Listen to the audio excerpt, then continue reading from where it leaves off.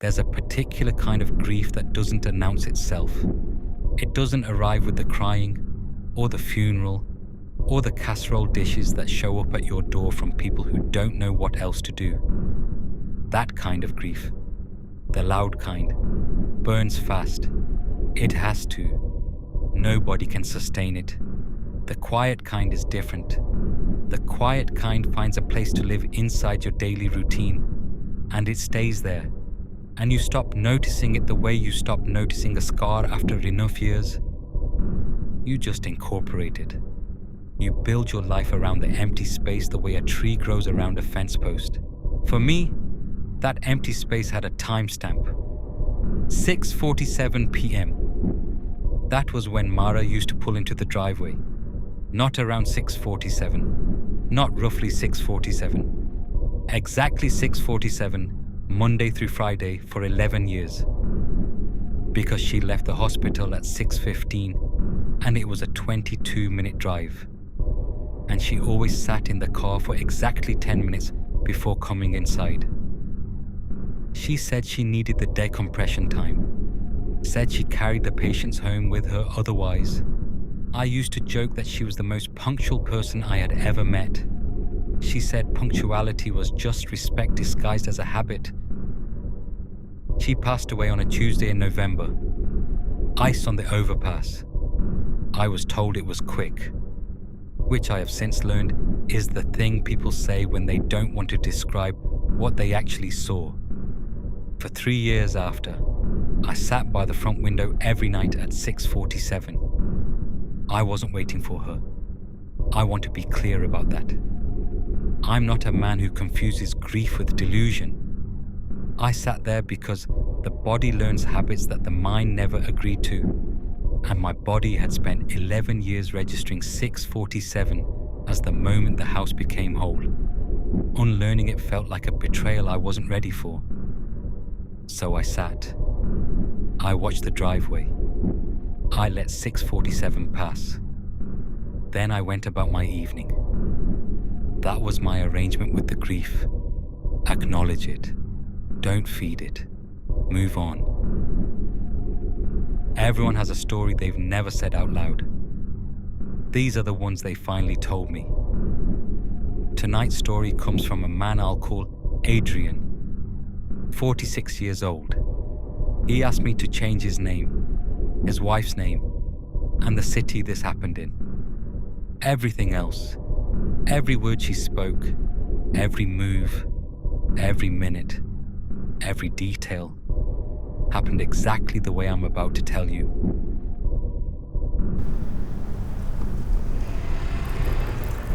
"3 years, 2 months, and some days after Mara died, at exactly 6:47 p.m. on a Thursday in January, a car pulled into the driveway. I need you to understand something before I go further. I know what I saw. I am not a man given to suggestion. I don't drink. I sleep adequately. I have no history of dissociation or psychosis or any of the things you're probably cycling through right now as reasonable explanations. I've cycled through them myself. I've been thorough. The car was hers. Dusty blue Honda. The same small dent above the rear left wheel well from the parking structure incident she never got fixed. Same cracked edge on the front bumper. License plate. Her license plate. I had the number memorized because I'm the kind of person who memorizes things without meaning to. It sat in the driveway for exactly 10 minutes. Then the driver's door opened and Mara got out. I watched her walk to the front door the way she always walked after a long shift. Coat pulled close, shoulders slightly forward, handbag over her left arm. She moved with a familiar fatigue. She moved the way I remembered. I hadn't moved from the window. I don't think I'd breathed. She paused at the door. She didn't knock. She never knocked. It was her house too. But she stood there for a moment, head slightly tilted, and I remember thinking, she's forgotten her key. She always forgot her key, and something inside me, some ancient stubborn muscle that grief had never fully reached, started to move toward the door. Then she looked up, directly at the window, directly at me. She smiled, and I felt the ground shift underneath everything I had accepted as real. I opened the door. I don't know what I believed in that moment. I think I had no beliefs at all. My mind had simply suspended the process entirely and handed control to something older and less rational. It's cold out there tonight. I said nothing. I was looking at her hands. The ring was there. The specific ring. Her grandmother's white gold band with the small inset sapphire she'd refused to replace even after the setting started to loosen. It was on her left hand, right finger, exactly where it should be. She put her bag down on the kitchen table, the same spot she always put it, and opened the refrigerator. She stood there looking into it for a moment. Did you eat? No, I said. And then I was crying, completely without warning. The kind of crying that comes from somewhere below conscious thought. She turned and looked at me with an expression I can only describe as careful. Not concerned, not alarmed, careful. Hey, I'm right here. She put her arms around me and she was warm and solid, and she smelled like her shampoo, that particular cedar and something scent she'd used for 15 years. And I held on to her and completely collapsed. We stood like that for a long time. And while we did, I started to notice things, small things, at first. She asked what I'd been up to, a normal question. But when I mentioned a problem at work, she nodded and said, "Which work?" She knew where I worked. She'd attended my office party 3 years running. She'd met my colleagues. Right, of course. The smile arrived slightly after the words, like a caption out of sync with the audio. I noticed it, and I filed it away, and I told myself I was looking for problems because part of me couldn't accept that this was happening. A little later, she asked about my sister. My sister and Mara had been close. I mentioned that my sister had finally finished the renovation on her kitchen. Oh, the kitchen. That's been going on forever. It hadn't. My sister decided to do the kitchen 8 months ago. Mara had been gone for 3 years. I said, she decided to do it fairly recently, actually.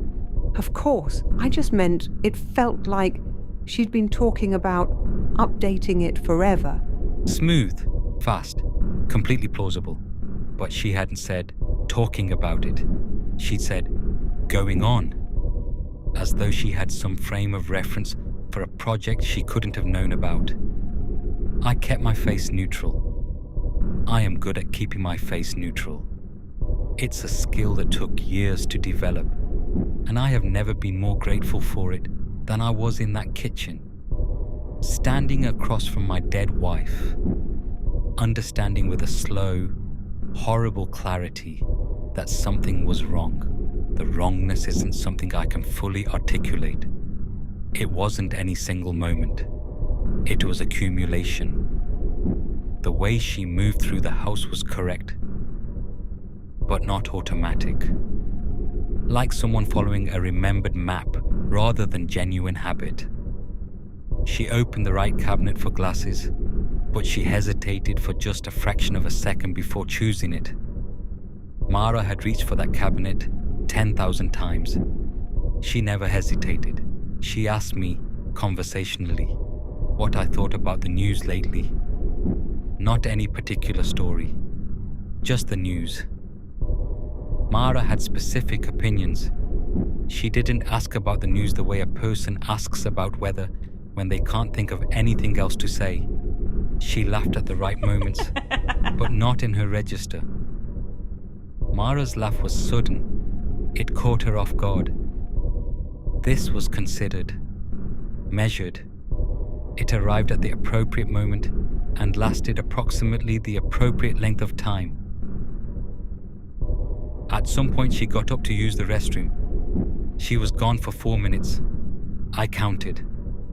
When she came back, she looked at me in a way that felt, for the first time, genuinely uncertain. Like something had shifted while she was out of the room. Do you still have the photograph? The one from the coast? I knew exactly which photograph she meant. Our 3rd anniversary. A coastal town whose name I always mispronounced. A picture taken by a stranger on the pier. Blue frame. Windowsill in the bedroom. I said, "Why?" I just wanted to see it. I said I'd get it in a moment. She said, "That's all right." She didn't pursue it. She moved the conversation on, but she had asked about it. And then when I hadn't immediately retrieved it, she'd let it go without any real interest. And I sat there trying to understand what she had wanted with that photograph. Whether she'd wanted to see it, or whether she'd wanted to confirm it still existed. Around 9 o'clock, she said she was tired and was going to go up. She said it the way Mara used to say it, even using the same small tired exhale that came before the words. And I said, "Okay." I said I'd be up in a bit. I sat in the kitchen alone, and I listened to her footsteps on the stairs, and I counted them, because I had nothing else to hold on to. And there were 11, which is how many stairs we have. She knew how many stairs we have. I sat in the kitchen for a long time. I thought about the photograph.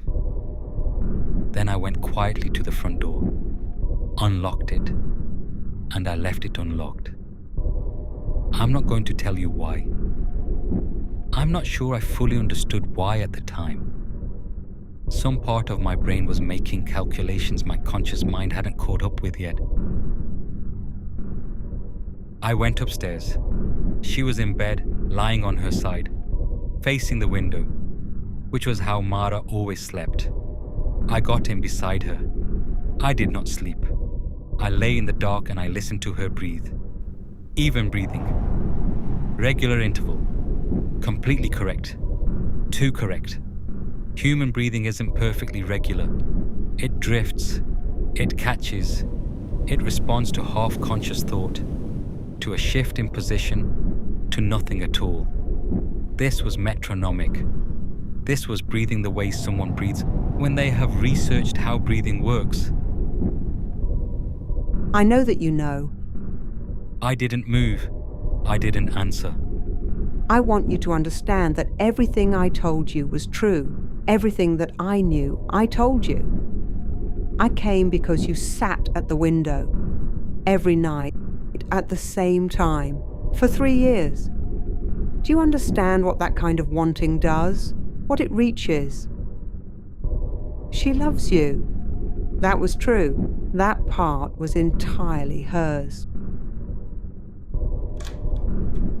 At 4:15 a.m., I heard the front door, the one I had left unlocked, quietly open and then quietly close. I did not go to the window.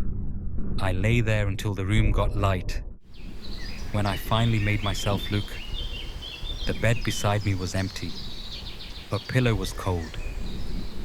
On the nightstand was a small round stone from the coast, smoothed by years of ocean water. She had carried it in her coat pocket every day. She'd been carrying it the day she died. I identified it at the scene. I was told they found it in the wreckage. I don't know how it got to my nightstand. I don't know what came to my house. I don't know whether what it told me at the end was the truth, or whether it knew that was the one thing it could say that I would never be able to stop thinking about. That's the thing about something that studies grief closely enough to wear it. It learns exactly which doors to leave open.